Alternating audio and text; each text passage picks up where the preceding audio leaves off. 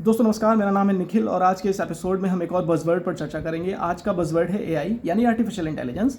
Artificial intelligence ने हमें अभी तक किस तरह से प्रभावित किया है और आने वाले समय में हमें किस तरह से प्रभावित करेगा, आइए इसकी चर्चा करते हैं।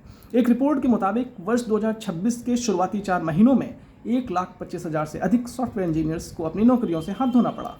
एआई का असर न सिर्फ आईटी सॉफ्टवेयर इंडस्ट्री बल्कि ऑटोमोटिव इंडस्ट्री में भी देखने को मिला है। आइए समझने की कोशिश करते हैं एआई काम कैसे करता है। अगर तकनीकी रूप से समझें तो एआई एक एलएलएम मॉडल सिद्धांत पर कार्य करता है, यानी एलएलएम मॉडल की मदद से सॉफ्टवेयर और हार्डवेयर के माध्यम से ह्यूमन बिहेवियर को इमिटेट कराने का प्रयास किया जाता है। और आसान शब्दों में कहें तो मशीन को सक्षम किया जाता है ताकि वो मानव का कार्य कर सके।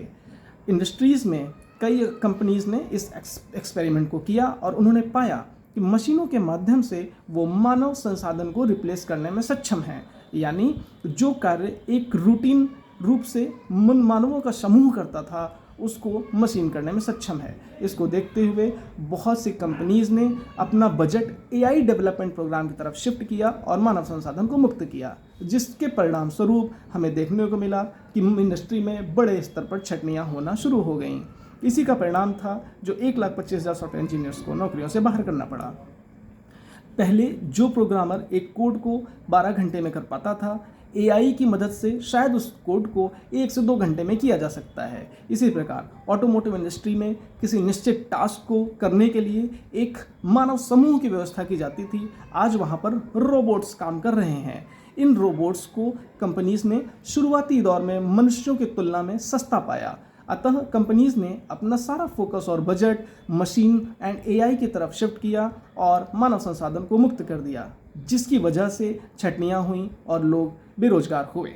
अब यहाँ आते आते इसके विपरीत परिणाम भी देखने को मिल रहे हैं। एक ताज़ा रिपोर्ट के मुताबिक अमेरिका की एक बड़ी नामी शिपिंग कंपनी ने बार कोड रीड करने के लिए मानव लगाए हुए थे, लेकिन एआई के डेवलपमेंट के साथ में उन्होंने ये काम रोबोट को सौंपा और कुछ दिनों बाद पता चला कि वो रोबोट ठीक से बारकोड रीड नहीं कर पा रहे थे, उन्होंने गलत बारकोड रीड किए। अतः उनके पुनरीक्षण के लिए बड़ी संख्या में फिर से मानवों को डिप्लॉय करना पड़ा। एक और रिपोर्ट के मुताबिक हमने देखा कि अमेरिका की एक बड़ी नामी टेक कंपनी ने एआई ट्रांसफॉर्मेशन के लिए अपना 1 साल का बजट तय किया, जो कि बाकी डिपार्टमेंट्स की कटौती के बाद बजट निर्धारित हुआ था। लेकिन 4 महीने में ये पता चला कि 1 साल का बजट सिर्फ 4 महीने में ही ख़त्म हो गया। तो ये परिस्थितियाँ एक बार सवालिया निशान पैदा करती हैं, क्या एआई की क्षमता और सफलता को लेके हम सही आकलन नहीं कर पा रहे हैं।